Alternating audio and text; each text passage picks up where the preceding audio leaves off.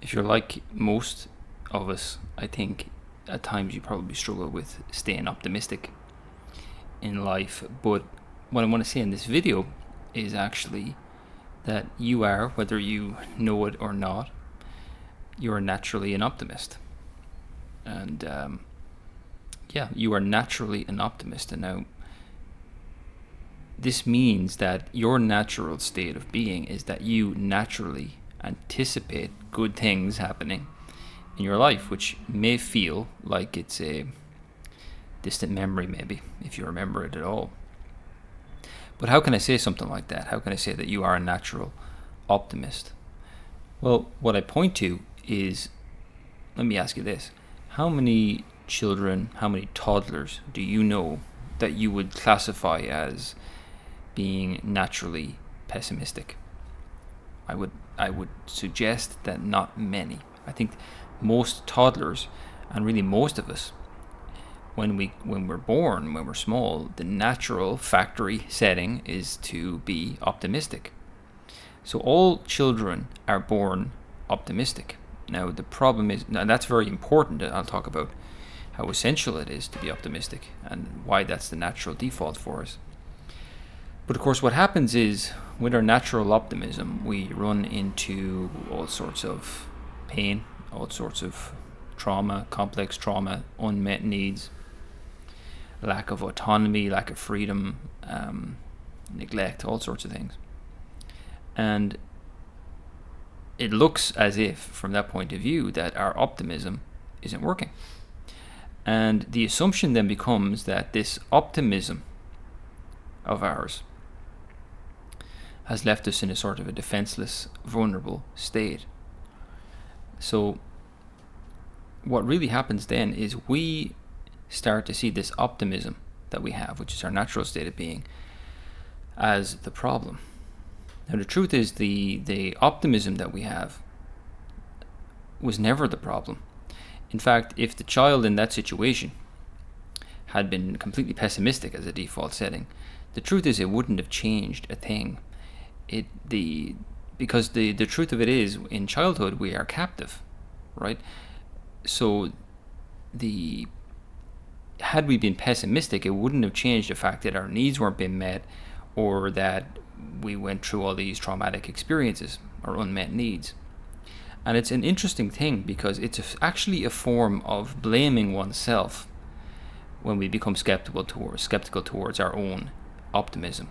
It's a sort of a sense of, it's kind of my fault, right? Had I not been so naive and optimistic, I wouldn't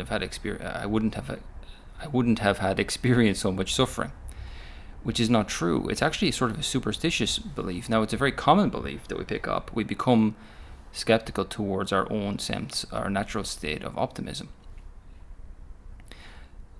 But really, another way of thinking about it is, it's sort of a way of not looking at the real cause of the suffering that we experience, which is the neglect, or the if it doesn't come from the family of origin, it comes certainly soon after from the culture we're around. But it's nothing to do with our own innate sense of optimism. Our innate sense of optimism is so vitally important. Now, if you in your personal life are noticing that you're struggling with retaining a sense of optimism, it's so important to start addressing that, because if you're going to take on any challenges in life, it is necessary to hold optimism. Think of it as what a child needs, right? So a child can't walk. They have to learn how to walk. They have to learn how to eat. They have to learn how to use the bathroom. Immense challenges. Could you imagine having to go through all that without a sense of optimism? It will be impossible to do it. But it's the same for us as adults. If we're going to try and go after things or live life and thrive in life, certainly, we need to retain a sense of optimism, which is our natural sense. So what we have to do is stop attacking that part of ourselves and seeing that as the problem. Because really, that is an internalized voice of, potentially, strong language here maybe, but internalized voice of our abuser or our tormentors when we were smaller. It's basically saying the problem wasn't with that person or with the parenting style that happened. The problem was innately within myself, and it wasn't. So once we can put in boundaries, once we can start to change our environment, start to do some work on ourselves, it's vitally important that we start to reconnect with that part of ourselves which is optimistic again. Now, how we do this, how do we start to get in touch with that optimism? Well, the way I do it, and I talk about this in my book, it's on procrastination, is the easiest way I know to do it is to work with our story, right? So let's say whatever your situation is in life, you want to achieve a goal or you want to take something on, we'll have a story about, I am struggling with this isn't going well, it's not going to go anywhere, there's no point, it'll never work for me. That is probably going to be our current story, given that we are disconnected from our natural sense of optimism.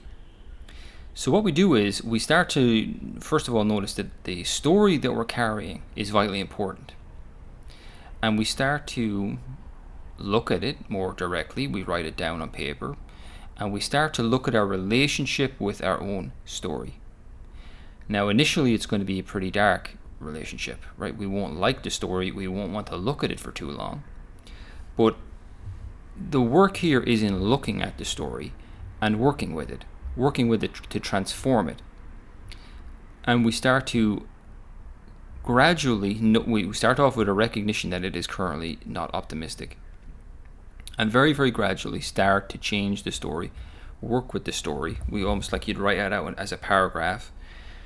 You keep revisiting it every day and try to see how much you can change it towards something that is more optimistic rather than pessimistic. Now, it doesn't have to go overnight from super pessimistic to optimistic, but gradually you look for slight changes. So if you're like a 0 out of 10 in optimism, what your goal is to get it is to a 2 out of 10 and gradually 3 out of 10, to the point where eventually you're looking at this story, you're focusing on what it is that you really want, and you're seeing reasons why it can happen for you in your life. You write it, I tell people to write it in the first person. Don't write it in the future tense. Write it in the first person tense or the present tense, and start to be around it all the time, like a daily exercise. I describe it more in the book, but basically it's one of the most fundamental things we can do to start changing our mindset. So, takeaway from this short video is, you hear people talking about pessimism and optimism. You are an optimist. You just maybe don't know it fully. And I would suggest to you that it is vitally important that you start to work on redeveloping that natural sense of optimism within yourself. Because I would say this, I would go as far as to say this: whatever goal you have in your life, right? We tend to think of success as, well, did I win? Did I lose? Did I get my way? Did it work? Did it not work? Really, how I certainly define success isn't in terms of what happened in terms of the outcome. It's in terms of how optimistic was I in the process of going after the goal. Because if you think about it, if you look at your lifespan, you had sequences of wins or positive outcomes, but at no point in your life you experience a sense of optimism. I would say that those outcomes are pretty irrelevant. The whole point is, how often am I in a state of optimism? And then the outcomes kind of take care of themselves. I firmly believe that with a sense of optimism, expecting positive things to happen in our life, we're far more likely to have positive outcomes. But the outcomes are secondary in terms of importance to the underlying sense of optimism that we're carrying on a day-to-day basis, because that determines how we feel internally. So if you want to check it out more, you can check out my book, Procrastination Decoded. The big part of it, the main kind of tool that I describe, is doing this kind of story work or narrative work on ourselves. You can get that. The link is in the description below. Hope that's a useful video. If you have any comments or feedback, leave it below. I always read the comments, and I will see you guys again very soon. Thanks for watching. Take care. Bye bye.